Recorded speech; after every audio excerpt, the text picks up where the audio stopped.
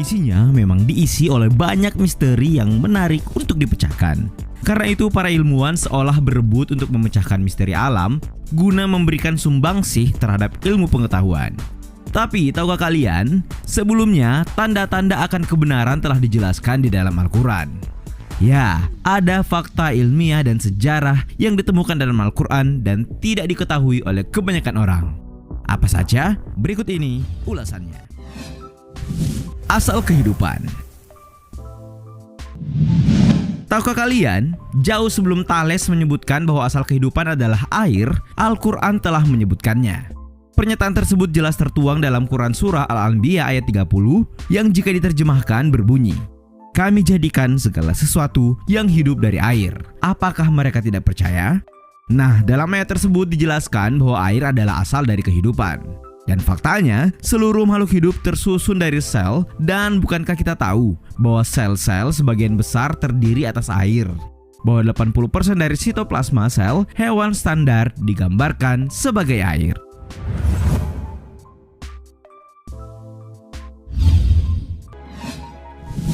Segala sesuatu diciptakan berpasangan. Pada tahun 1933, seorang ilmuwan asal Inggris bernama Paul Dirac memenangkan sebuah Nobel atas keberhasilannya dalam sebuah penelitian. Nah, dalam penelitian tersebut ia membuktikan bahwa materi diciptakan secara berpasangan, yakni terdapat proton dan neutron dalam elektron. Meski begitu, bukankah sudah sejak lama kita mendengar dalil bahwa segala sesuatunya diciptakan berpasang-pasangan? Sebagai seorang muslim tentu kita tak asing lagi dengan terjemahan Quran Surah Az-Zariyat ayat 49 yang berbunyi, "Dan segala sesuatu kami ciptakan berpasang-pasangan supaya kamu mengingat akan kebesaran Allah." Dari ayat ini kita belajar bahwa Allah telah menciptakan segala sesuatunya secara berpasangan, termasuk berbagai partikel yang ada di bumi.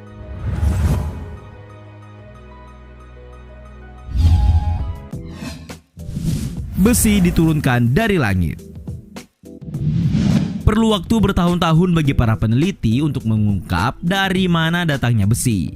Keyakinan bahwa besi tidaklah berasal dari perut bumi akhirnya terjawab ketika Dr. Stroke dari NASA USA telah melakukan riset observasi dan uji laboratorium yang mengungkap bahwa bumi tidak memproduksi besi.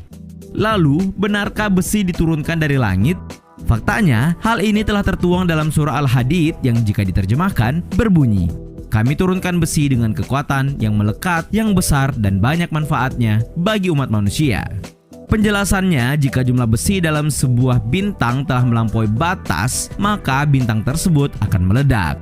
Nah, peristiwa inilah yang disebut nova atau supernova. Dan tentu saja bintang-bintang ini akan turun ke bumi.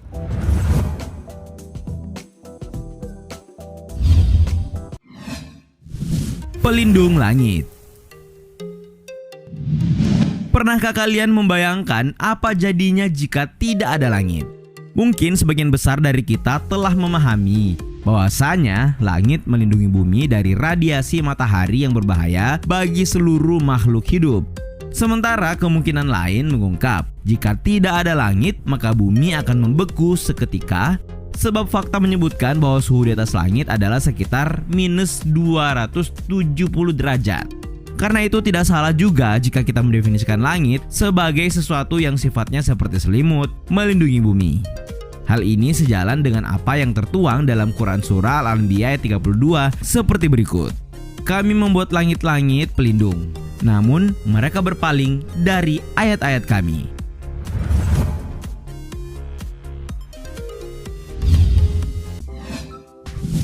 Pegunungan. Dalam sebuah buku berjudul Earth yang dituliskan oleh Profesor Emeritus Frank Press disebutkan bahwa gunung-gunung mempunyai akar di bawah mereka. Akar tersebut tertancap dalam sehingga gunung-gunung ini seolah memiliki bentuk seperti pasak. Namun siapa yang akan menyangka, jauh sebelum mantan presiden dari National Academy of Sciences Washington DC tersebut mengemukakan teori ini, Al-Quran telah menjelaskannya di dalam Quran Surah An-Naba ayat 6-7 yang berbunyi, apakah kami tidak membuat bumi tempat peristirahatan dan gunung-gunung sebagai pasak? Faktanya, pemahaman manusia akan gunung yang memiliki akar belum diketahui sampai pengembangan teori tektonik lempeng pada awal abad ke-20 ditemukan.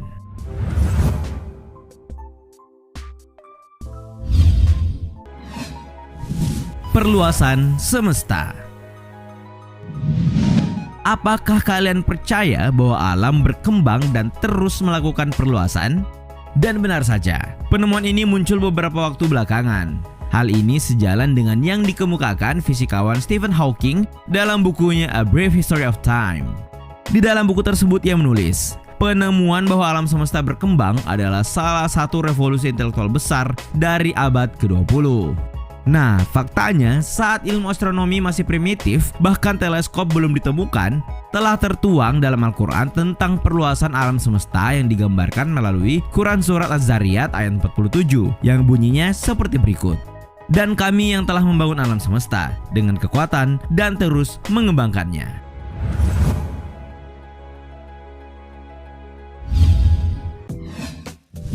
Orbit matahari. Sebelumnya kita berpegang pada teori yang dikemukakan oleh astronom Nicolaus Copernicus di tahun 1512. Yap, saat itu ia berdalih bahwa matahari tidaklah bergerak sebab planet-planetlah yang berputar mengelilingi matahari sebagai pusat dari tata surya. Nah, pemahaman ini bertahan hingga memasuki abad ke-20 dan digeser oleh fakta ilmiah yang mapan bahwa matahari tidak diam, tapi bergerak dalam orbit di sekitar pusat galaksi Bima Sakti. Hal ini sejalan dengan apa yang dikatakan Al-Quran dalam Quran Surah Al-Anbiya ayat 33, di mana terjemahan dari ayat tersebut berbunyi, Dialah yang menciptakan malam dan siang, matahari dan bulan masing-masing mengambang di orbitnya.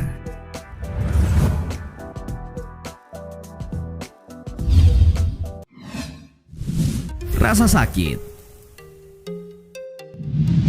Dari manakah datangnya rasa sakit? Faktanya, untuk waktu yang lama para ilmuwan percaya bahwa rasa sakit dikirim melalui sinyal dari otak.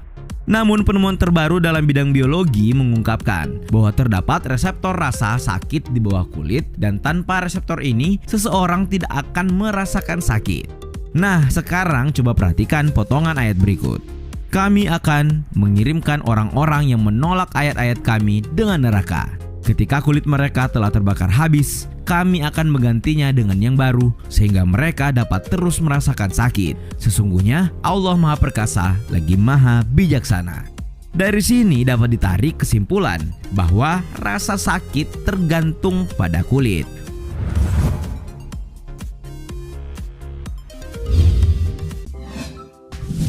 Proses penciptaan manusia melalui 3 tahap. Proses penciptaan manusia melewati 3 tahap, sebagaimana tertuang dalam surat Az-Zumar ayat 6 seperti berikut. Dia menciptakan kamu dari seorang diri, kemudian dia jadikan daripadanya istrinya, dan dia menurunkan untuk kamu 8 ekor yang berpasangan dari binatang ternak.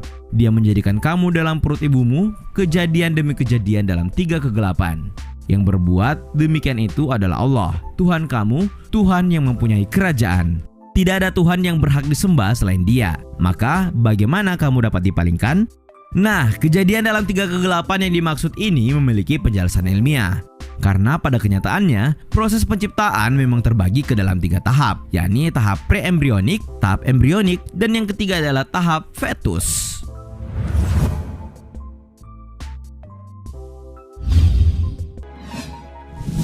Fenomena hujan darah. Masih ingatkah kalian dengan fenomena hujan darah yang terjadi pertama kali di langit Kolombia pada tahun 2008 lalu? Lalu benarkah cairan merah yang turun dari langit Kolombia tersebut adalah darah?